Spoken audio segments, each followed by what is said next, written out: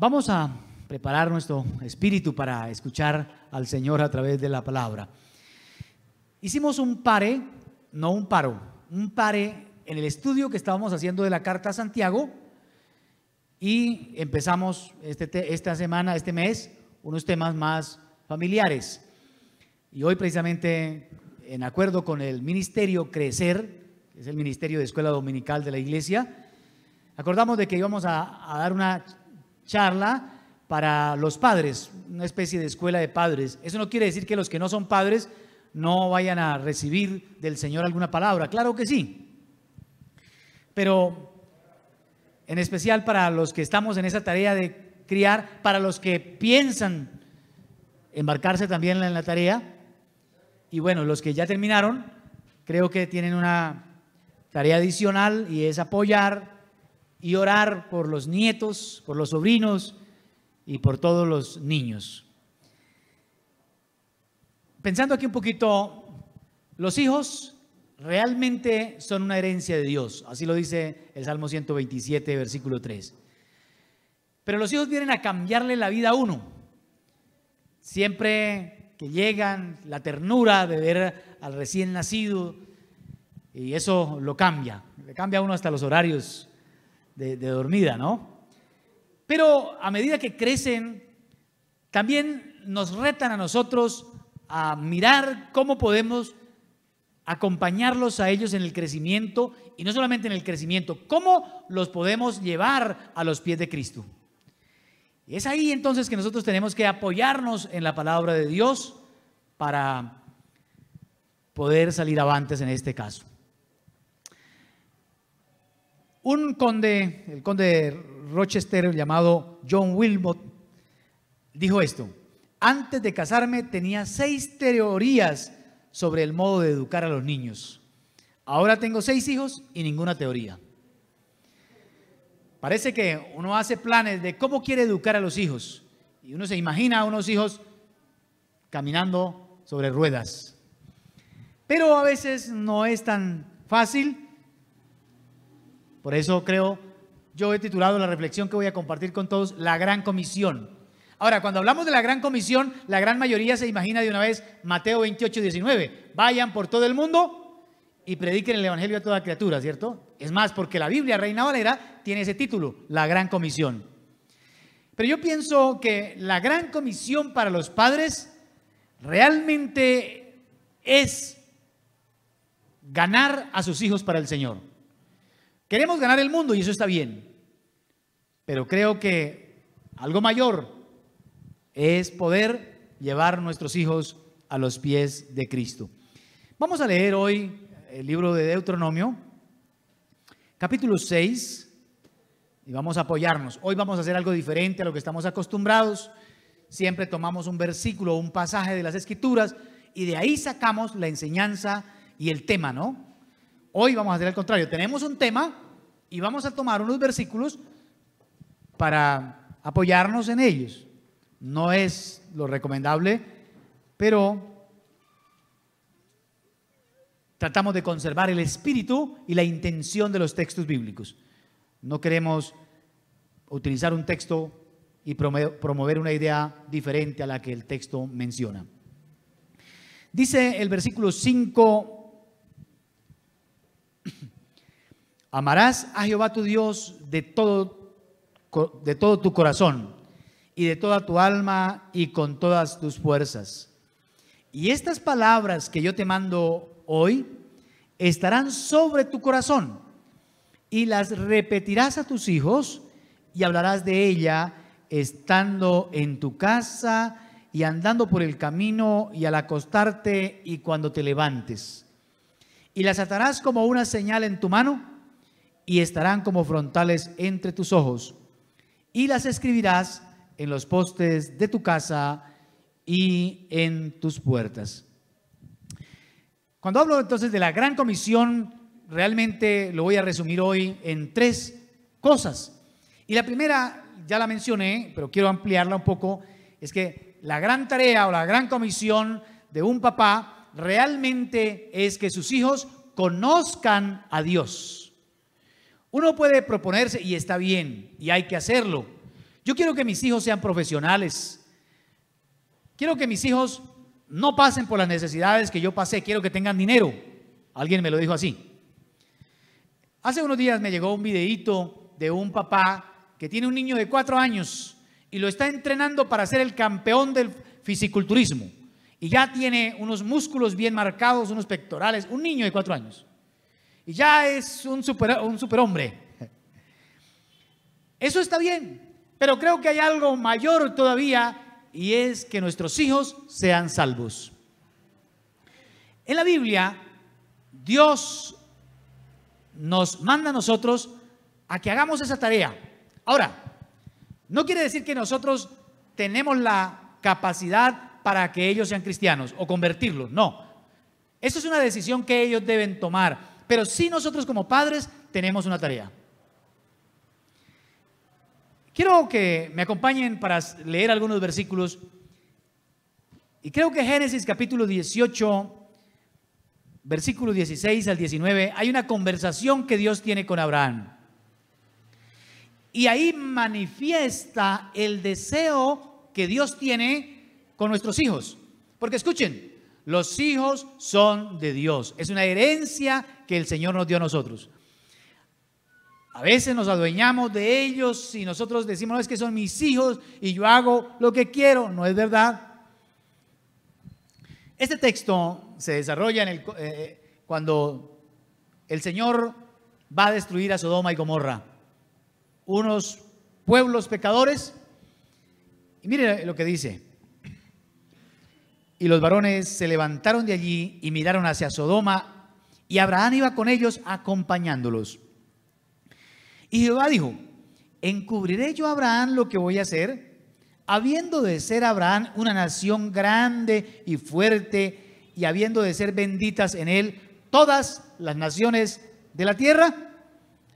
Porque yo sé que mandará a sus hijos y a su casa después de sí, que guarden el camino de ¿qué? Que guarden. Yo sé que Abraham lo va a hacer, yo lo conozco. Y entonces, claro, él es mi amigo y le voy a contar todo lo que va a pasar. Pero me llama mucho la atención que el Señor dice, yo sé que lo va a hacer, haciendo justicia y juicio para que haga venir Jehová sobre Abraham lo que ha mandado acerca de él. Todas las bendiciones vinieron a Abraham y a sus hijos sencillamente porque conocieron a Dios. Hay tristeza en mi corazón porque a veces no logramos esa tarea, ese cumplido. Y en la Biblia, en el libro de Jueces, hay un versículo que quiero que lo leamos.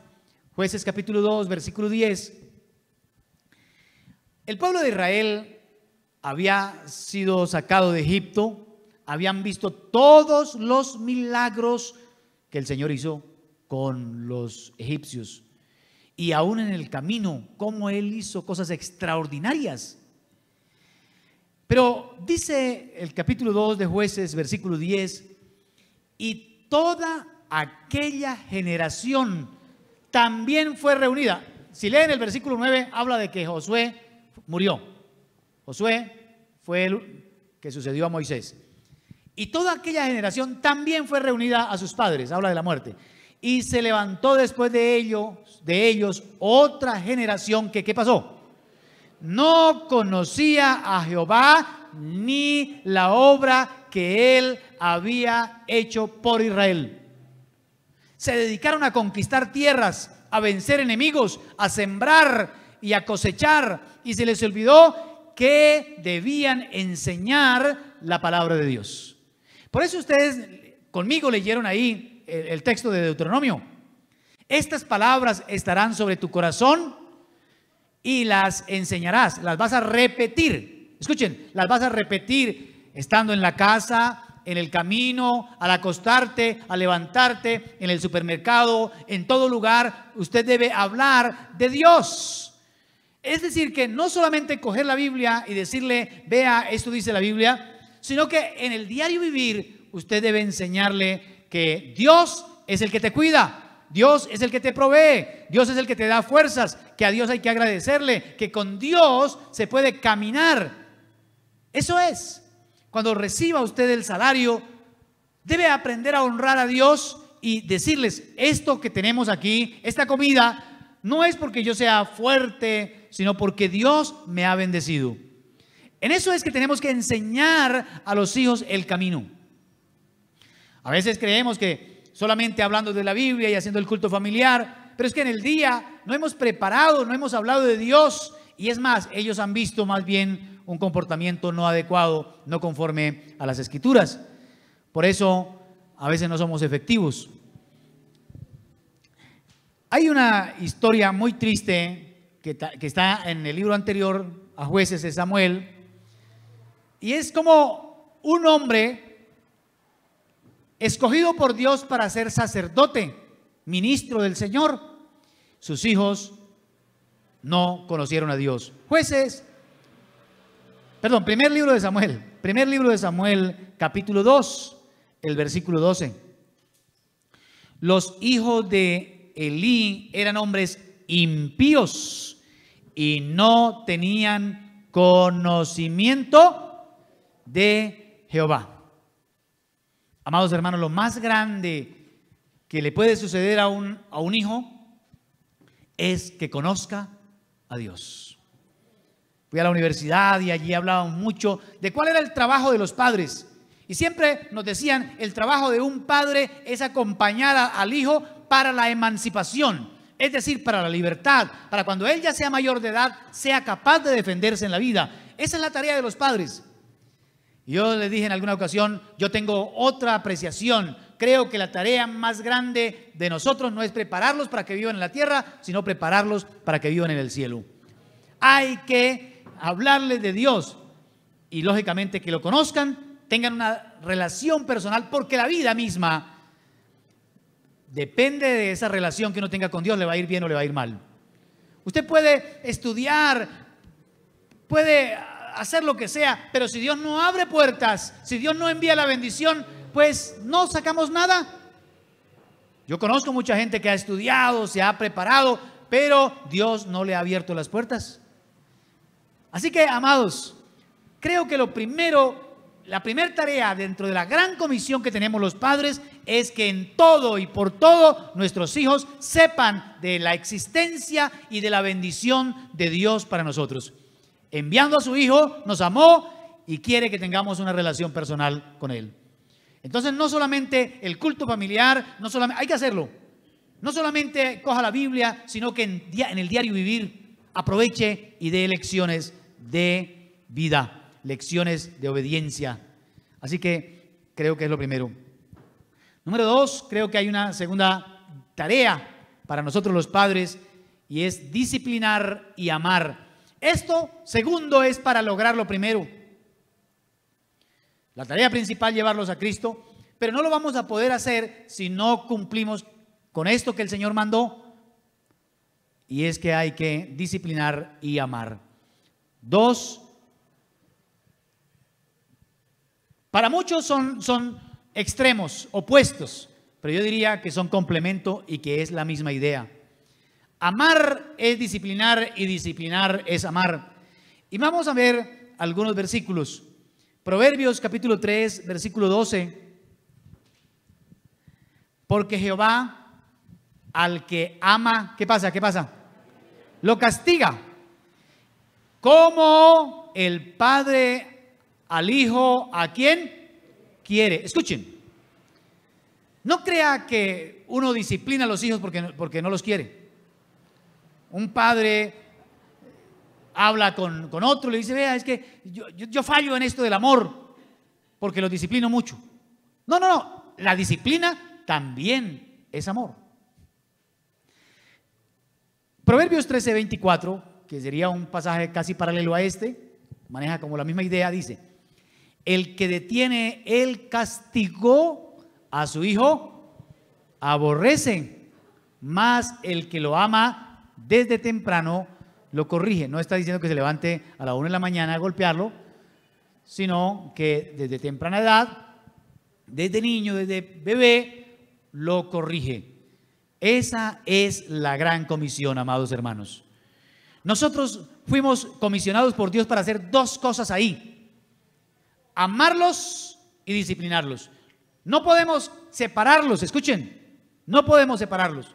A veces en la casa el que disciplina, el que corrige es el papá, y la mamá es la que ama, o al contrario, uno ve a una mamá que por todo grita, por todo regaña, y el papá entonces es el que acaricia, pero no es correcto. Tienen que ser los dos, desarrollar estas dos cualidades: la disciplina con amor. El amor no se puede sustituir, el amor es ineludible, todos lo necesitamos y Dios nos lo mandó, igual que la disciplina. Yo quiero que miremos esto que les voy a decir. Quiero ser claro. Uno hasta los 18 años tiene la comisión de enseñar, de amar y de disciplinar. De ahí en adelante tiene que descansar y dejarlos que tomen decisiones. Repito, no los puede obligar a que sean cristianos o a que sean buenos. En la Biblia hay padres buenos, padres piadosos que tuvieron hijos perversos, y padres perversos que llegaron a tener unos hijos muy consagrados a Dios.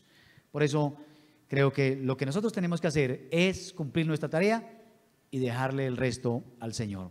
Pero cuando no hacemos la tarea y se la dejamos a los profesores del colegio o a la escuela, a los maestros de escuela dominical, entonces Dios nos va a preguntar a nosotros por qué no lo hicimos. Y quiero que lea conmigo y se ubique en el primer libro de Samuel, capítulo 3. Vamos a mirar de atrás para adelante estos versículos. ¿Cómo? Vamos a leer primero el capítulo 3, versículo 13. Este es uno de las últimas conversaciones o mensajes que Dios le da a Elí, aquel hombre que mencioné ahorita, que los hijos no conocían al Señor. O no leímos ese versículo. Sí, lo leímos ahora. Primer libro de Samuel 3:13. Vamos a ver qué dice. Y le mostraré que yo juzgaré su casa para siempre por la iniquidad que él ya sabe, que él sabe, porque sus hijos han blasfemado a Dios. ¿Y qué pasó? Y él no los ha estorbado. Dios esperaba que Elí los amonestara, los disciplinara, los corrigiera, que no dejara que ellos hicieran lo que se les daba la voluntad. Y aquí dice que yo le voy a mostrar y voy a juzgar su casa. No solamente lo voy a castigar a ellos, sino también de paso a él. Ahora, ¿por qué? Dios ya le había mandado mensajes a Elí. Y devolvámonos un poquito. Primer libro de Samuel 2:29. Un profeta, un varón de Dios, le dio este mensaje a Elí. ¿Por qué habéis pisoteado, o como dice esta versión, hollado mis sacrificios y mis ofrendas que yo mandé ofrecer en el tabernáculo? Y has honrado a tus hijos más que a mí, engordándoos de lo principal de todas las ofrendas de mi pueblo Israel. Yo le voy a pedir que en su casa lea el capítulo 2 y el capítulo 3 para que tenga un panorama más exacto. ¿Sabe? Ellos, cuando la gente llevaba los sacrificios al tabernáculo, se cogían lo mejor, lo más gordo, lo más bonito. A ellos no les interesaba que eran ofrendas para Dios, a ellos les interesaba el bienestar personal. Y Elí, que era el papá, lo permitió. Y aquí dice que Elí había honrado más a sus hijos que al Señor. Ojo con eso. Ahora, vamos a mirar más atrás. Vamos al versículo 22 del segundo capítulo y vamos a leer hasta el versículo 25. Pero Elí era muy viejo y oía de todo lo que sus hijos hacían con todo Israel. y cómo dormían con las mujeres que velaban a la puerta del tabernáculo de reunión. Lo escuchaba. Dice el versículo 23, y les dijo: ¿por qué hacéis cosas semejantes? Porque yo oigo de todo este pueblo vuestros malos procederes. No, hijos míos, porque no es buena fama lo que yo oigo, pues hacéis pecar al pueblo de Jehová. Si pecare el hombre contra el hombre, los jueces le juzgarán. Mas si pecare contra Jehová, ¿quién rogará por él? Pero ellos no oyeron la voz de su padre, porque Jehová había resuelto hacerlos morir. Ya no había remedio. Pero me llama la atención que cuando Elí escucha, no porque a él de pronto le interese, o al menos el texto no lo deja ver, que está muy preocupado porque están blasfemando contra Dios y están haciendo terrible, sino porque he oído por ahí la mala fama. Eso no está bien, ¿no? Oiga, se merecía una disciplina, un castigo conforme a los hechos que ellos hicieron. Pero que solamente les dijo: mire, no está bien. Claro, ya tenían más de 18 años y eran responsables. Pero él como padre tenía que haberse parado en la raya y haber ejecutado una disciplina de acuerdo a los hechos que ellos habían cometido. Y sabemos que estaban cometiendo pecados como la fornicación también. No los estorbó. Y por eso Dios se enoja con Elí. Y ya sabemos lo que pasa. Siga leyendo usted la historia, que hasta la nuera murió el día que estaba dando a luz, porque el arca del Señor cayó en manos de los filisteos y le pusieron al hijo Icabod, que significa sin gloria, es decir, sin la presencia del Señor. Amados hermanos, tengamos mucho cuidado, porque cuando no cumplimos la tarea y dejamos que ellos hagan lo que quieran, Dios nos va a pedir cuentas de eso.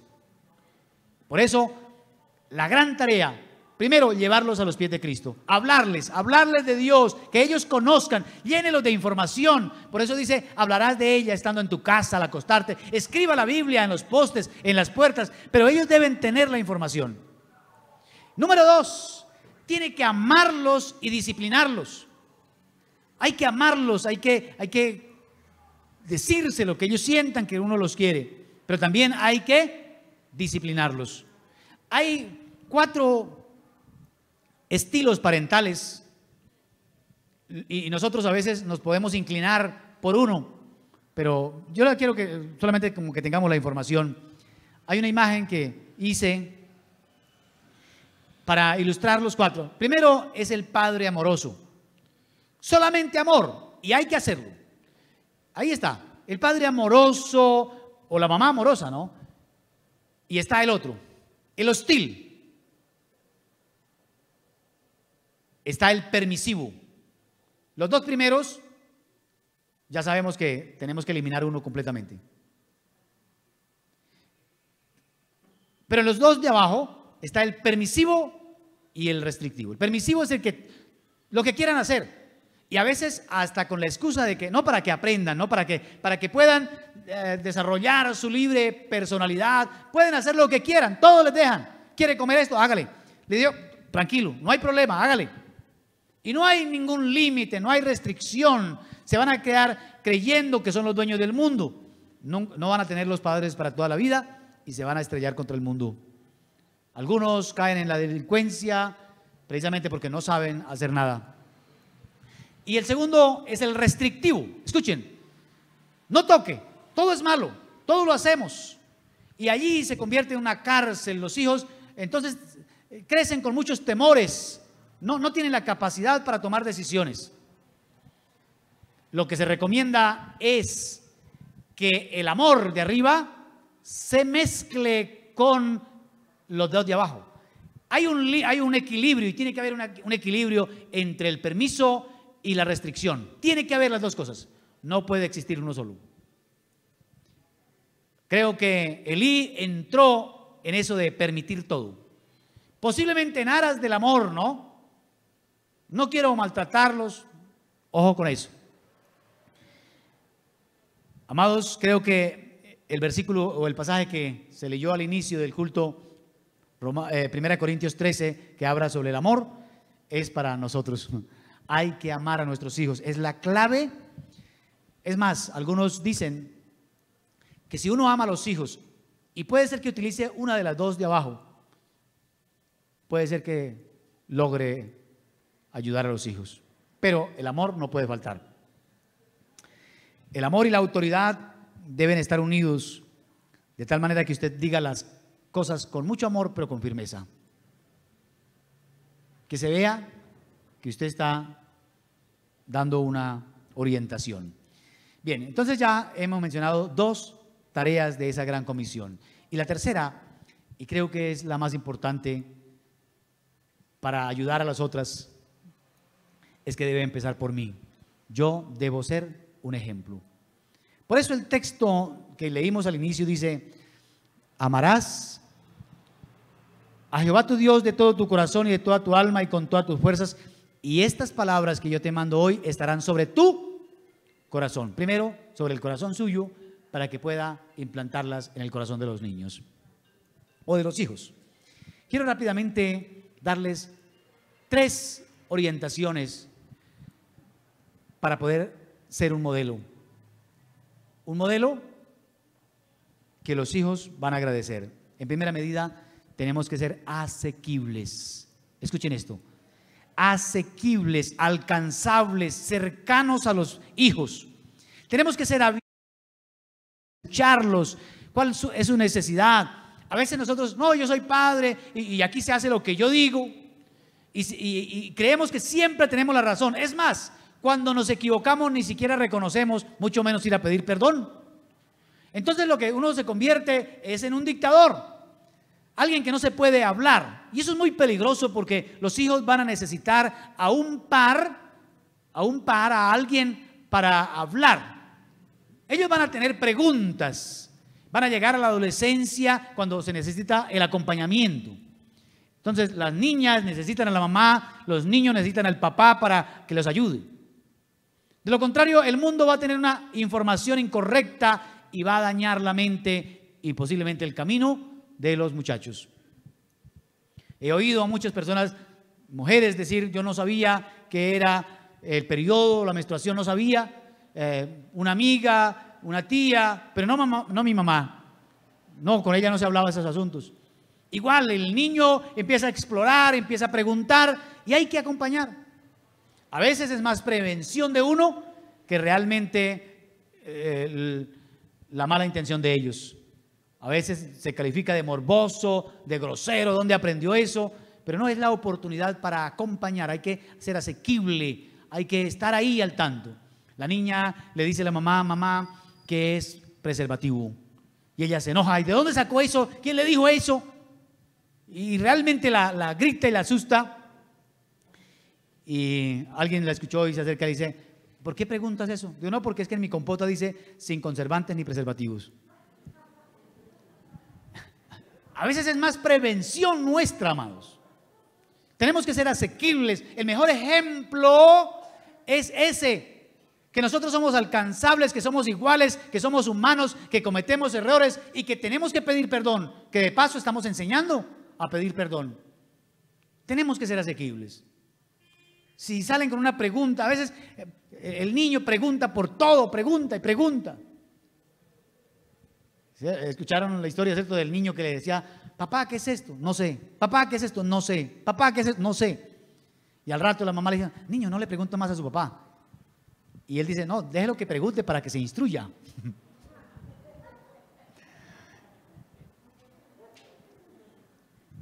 La segunda instrucción, consejo, como ustedes lo quieran tomar, para uno ser un buen ejemplo, un buen modelo, es que tiene que ser equilibrado emocionalmente. Ya saben que el ejemplo enseña más que lo que uno diga. Las emociones, amados hermanos, tienden a controlarnos a nosotros, pero nosotros debemos, al contrario, manejarlas. Y como padres más, tenemos que ser equilibrados. Aquel papá que se enoja por todo, que explota, ¿es un mal ejemplo? Le está violentando. Eso se llama violencia familiar o intrafamiliar. Eso es agresión verbal. y estamos enseñando a nuestros hijos que la autoridad se impone, que si uno grita, con eso tiene la razón y que con eso calla a los demás. Eso es un mal ejemplo, eso no lo dice la Biblia. La Biblia dice que nosotros tenemos que ser ejemplo de amor, de paciencia, de mansedumbre, y para eso vino el Espíritu Santo, para controlarnos. Tenemos que poner nuestras emociones bajo el control del Espíritu Santo. En el libro de los Proverbios, capítulo 14, versículo 29, dice,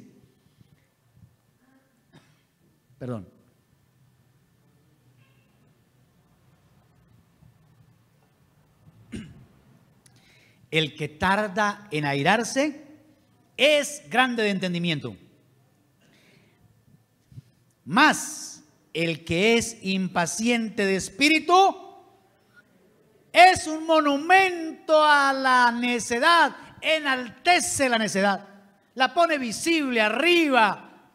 Oiga, enojarse es una manifestación de orgullo, de debilidad, una manifestación de problemas en el corazón que no se han resuelto, y nosotros nos descargamos con los hijos. Es verdad que a veces tenemos presiones con el trabajo, tenemos presiones con tantas situaciones que se viven, la situación económica del país, pero los hijos no tienen la culpa. Y amados hermanos, nadie tiene la culpa. Yo a veces veo a la gente que está a punto de explotar. En la calle la gente va y cualquier cosa que pasa de una vez es feo.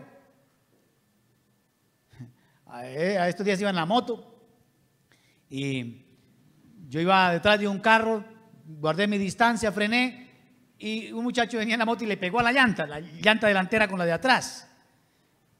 Y yo volteé a mirar y no escuché bien lo que me dijo, pero sé que estaba enojado. Yo enojado, porque la gente vive así, a punto de explotar, y culpamos lo primero que se nos atraviese. Amados hermanos, los cristianos no podemos andar así. Es un mal ejemplo para nuestros hijos y ellos están aprendiendo cómo se solucionan los problemas. Tenemos que ser equilibrados emocionalmente. Usted podrá decirle, mire, yo soy honrado, y eso está bien, sea ejemplo en todo eso. Pero hay algo más, amados hermanos, y es un reto para nosotros, es manejar aquí, adentro, las emociones, lo que está a punto de salir. Y vuelvo a repetir, para eso viene el Espíritu Santo a ayudarnos. Número 3, si quiere usted ser un buen ejemplo, sea consecuente. Una persona consecuente es aquella que actúa como lo piensa y como cree. Es decir, que lo que hace corresponde. Nosotros a veces somos muy incoherentes. Decimos una cosa, pero hacemos otra. A veces nos escudamos como Pablo, ¿no? Perdón, utilizando a Pablo. No, Pablo no. Pero el apóstol Pablo escribe en Romanos capítulo 7, lo que quiero, eso no hago. Más bien hago lo que no quiero. Bueno, eso es otro tema, en otro contexto, pero a veces nos excusamos utilizando ese versículo. Amados hermanos, nosotros tenemos que ser coherentes, y creo que es un reto para nosotros. En Romanos capítulo 2, versículo 21 al 23, Pablo escribe esto: tú pues que enseñas a otros, ¿no te enseñas a ti mismo? Tú que predicas que no se ha de hurtar, ¿hurtas? Tú que dices que no se ha de adulterar, ¿adulteras? Tú que abominas de los ídolos, ¿cometes sacrilegio? Tú que te jactas de la ley, con infracción de la ley, ¿deshonras a Dios? Óigame, nosotros le decimos a los hijos, mire, no hay que mentir. Pero cuando llega alguien, dígale que no estoy. Y el niño dice, mi papá dice que no está. Entonces no somos consecuentes, no estamos modelando. Mire, es que hay que orar, amados hermanos, y nunca nos ven orar. Hay que ir a la iglesia, porque Dios es sobre todas las cosas. Pero ellos saben que un negocio, que cualquier cosita, y a veces porque medio llueve o porque tengo pereza, no voy a la iglesia. Y hoy hay que tener mucho cuidado, porque las redes nos pueden enredar y nos pueden dejar en la casa. Amados hermanos, yo aprecio y valoro las redes, y yo sé que muchos hermanos es por cuestiones de salud, y los felicito porque eso es responsabilidad. Pero hay unos, no en esta iglesia, gracias a Dios, Hay gente que lo toma como una excusa ya. Pero amados hermanos, el Señor nos mandó a congregarnos y a tener comunión unos con otros. Y creo que no me lo inventé yo, esto de reunirnos. Eso lo inventó el Señor. No dejando de congregarnos. Por eso, cuando termine esta pandemia, espero que los hermanos vuelvan nuevamente al templo para que tengamos comunión unos con otros y seamos consecuentes con lo que predicamos y con lo que creemos y con lo que dice la Biblia. ¿Me hago entender, hermanos? Tenemos que vivir de esa manera. Somos un modelo para ellos. El papá le dice al hijo: hijo, mira muy bien por dónde camina. Y el niño le dice: mira bien usted porque yo te estoy siguiendo. Amados hermanos, tenemos una gran tarea. ¿Cuál es el objetivo de esta enseñanza hoy? Si ustedes se dieron cuenta, fue diferente a las demás. Número uno, quiero motivar a los padres a que cumplamos esa tarea. Número uno, hay que por todos los medios llenar de conocimiento a nuestros hijos, conocimiento de Dios. Número dos, hay que amarlos y hay que disciplinarlos. Disciplinar también es amar. Y número tres, hay que ser un modelo, hay que ser un ejemplo para ellos. Eso es indiscutible. Los que ya pasaron por ahí también tienen una tarea. Y es, como dijo Pablo a Tito, que enseñen a los más jóvenes a amar a sus hijos. Tito capítulo 3, versículo 2, para si alguno lo duda. Las mujeres ancianas enseñen a las jóvenes a amar a sus maridos y a amar a sus hijos. Amados hermanos, creo que tenemos que orar por esta generación que se está levantando. Hay muchos padres ausentes, padres que no están cumpliendo con esta tarea y Dios nos va a pedir cuenta. No es posible que nuestros hijos no conozcan a Dios. Soberano Padre, damos la adoración y la gloria. Padre mío, yo te agradezco por la instrucción que tú nos das. Pero quiero pedirte que nos des la capacidad de honrarte a ti, enseñando a nuestros hijos, preparando a nuestros hijos para que sean cristianos, para que sean tus hijos también, para que vayan al cielo. Y yo sé que así también les va a ir bien aquí en la tierra, porque van a tener un buen empleo, van a tener un buen hogar, van a encontrar un buen compañero, una buena compañera para la vida, porque tú les das la bendición. Y yo te ruego, Padre, hoy, por todos los niños que sean guardados. Señor, me duele ver tanto maltrato, abuso y tantas cosas que vemos. Padre, ayúdanos a entender que tenemos una gran responsabilidad delante de ti. Oramos para que estos niños sean guardados, que cada uno pueda recordar que es mejor que se ate una piedra de molino y se tire al fondo del mar antes que hacerle daño a uno de estos pequeños. Dios nuestro, hoy coloco tu iglesia en tus manos santas, en el nombre de Jesucristo. Amén.